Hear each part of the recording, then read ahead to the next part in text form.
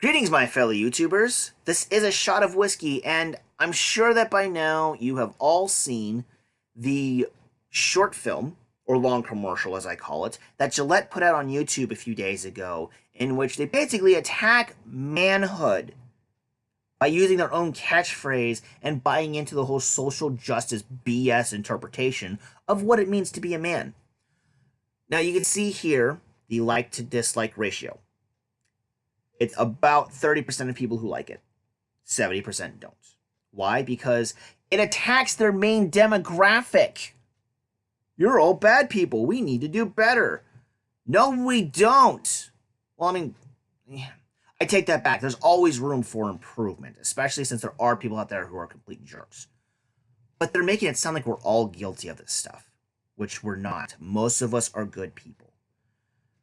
But instead of critiquing the video in and of itself, I'm going to talk about 2 points that I find to be worth discussing. And to be entirely honest, I haven't heard anybody talk about these 2 specific points, which is the main reason why I'm doing this video. The first one is kind of amusingly ironic, or ironically amusing, depending on how you want to look at it. And that is, Gillette has paid to have their name on an NFL stadium, the very same stadium for one of the most successful teams in Super Bowl era. And in case you guys haven't figured it out, you can look down there on the copyright. It says Boston. Which team is located in Boston? The New England Patriots! They've been there 10 times. More than any other team has before. They've won it 5 times. It's a pretty damn big number considering that there's only been 52 Super Bowl titles. Anyways, regardless of how you feel about them, they are playing a sport that involves a lot of male characteristics, which this video actually kind of criticizes as being a bad thing. We should stop these things from happening. I mean, there's other things they critique as well, in case you guys haven't seen it. But it's just kind of ironic to me, and that's why it's amusing. So I guess it's ironically amusing. But, you know, it seems kind of like a double standard. And in my opinion, it's all the more reason why everybody in America who gives a damn about men should be rooting for Kansas City. That, and when's the last time Kansas City has been there? Super Bowl 4, I think. It's the Chiefs' turn. Screw you, New England. Anyways, the other point that I wanted to make, and I did kind of hear this point brought up in one of the videos that I watched. There may have been a second one, but I definitely remember one. Gillette is not the daddy company. Much like how YouTube is not the daddy company anymore, they are owned by Google. They are part of the Google family. And as such, Gillette is part of the Procter Gamble family. Their website right here has some of their products. You see Tide, you see Olay. But here's their website, and I'll also provide a link down in the description below. In case you guys want to see what's going on, you can look around. Maybe you'll find something that I'm not, but I did find our brands. In theory, you should be able to click on there and find everything that's part of their family. So if they left something out, that's on them, not me. The first category is baby care products, which I don't have to worry about since my son is 6. Loves and Pampers, never liked these products anyways, so it's not a big loss for me or them. Whatever, moving on. Fabric care, Tide, never used. Ariel, never heard of. Bounce, don't like the product. Cheer, never heard of. Downy, never used. Dreft, never heard of. Era, never heard of in this context. Gain, I have actually used Gain before. It is actually a pretty good product. It's not the best, but it's not the worst. So no big loss for me here. Ace, never heard of. Rindex 3N1, I'm guessing is probably a Canadian product. So not going to use them. Family Care is the next one. Bounty paper towels. Used them once. Yeah, they're pretty good, but they're definitely way overpriced. Charmin. Those bears are liars. Puffs. I use facial tissue. That's what toilet paper is for. Feminine Care. This is applicable for those of you ladies out there who actually care about men being men. Always in Tampax. Boycott those if you want to join us in this boycott. Hair Care. Head and Shoulders. I admit I do like their product. Not the best out there, so not a huge loss for me. Aussie, used them once. Overpriced, but pretty good stuff. Herbal Essence, never used. Old Spice, never used a hair product. I did use a body wash once. That stuff was actually really effective. Um, but not a big loss for me. Pantene, never used. Home Care, this is where things get kind of fun. Cascade, I used to use when I was still living with my son's mother, but that was because the dishwasher we had actually said, works best with Cascade. May have been like part of a business agreement or something, I don't know.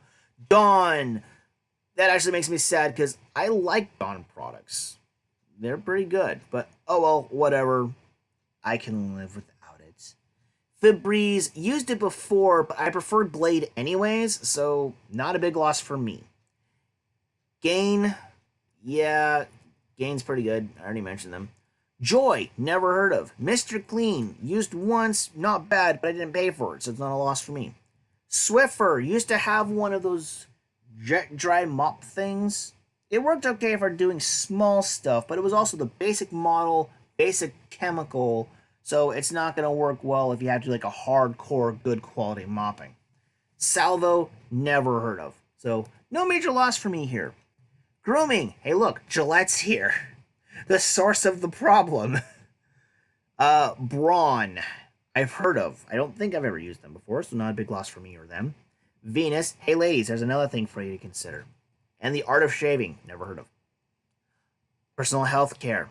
Align, never heard of. Clear Blue, I've personally never used this, and I don't even know if my ex used this stuff, but not a huge loss for me or the company. Meta, never used. Pepto-Bismol. Oh, man, I actually like this stuff. It's very effective. Oh well, store brand for me, I guess.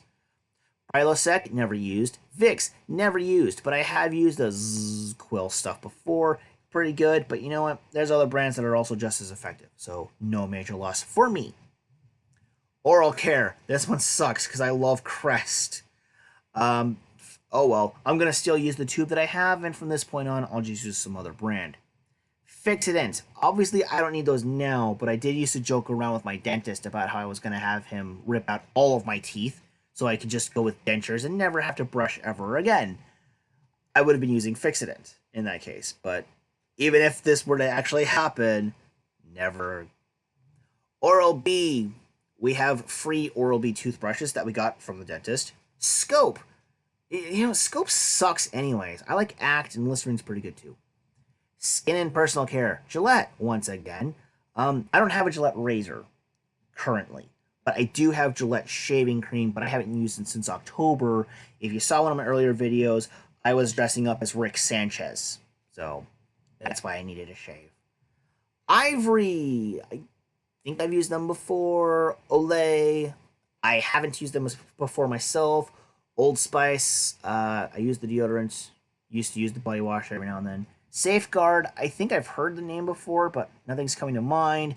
Secret, I've always seen as a womanly product, so I've never used. Native, never heard of. Snowberry is a Skyrim product. You can use that to make potions. Beyond that, I've never heard of it. So, but anyways, this is the last category, so we're done with this.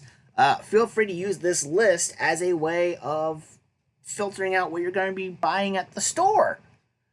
So I'm probably going to boycott every single one of these for quite a while, like a couple of years maybe.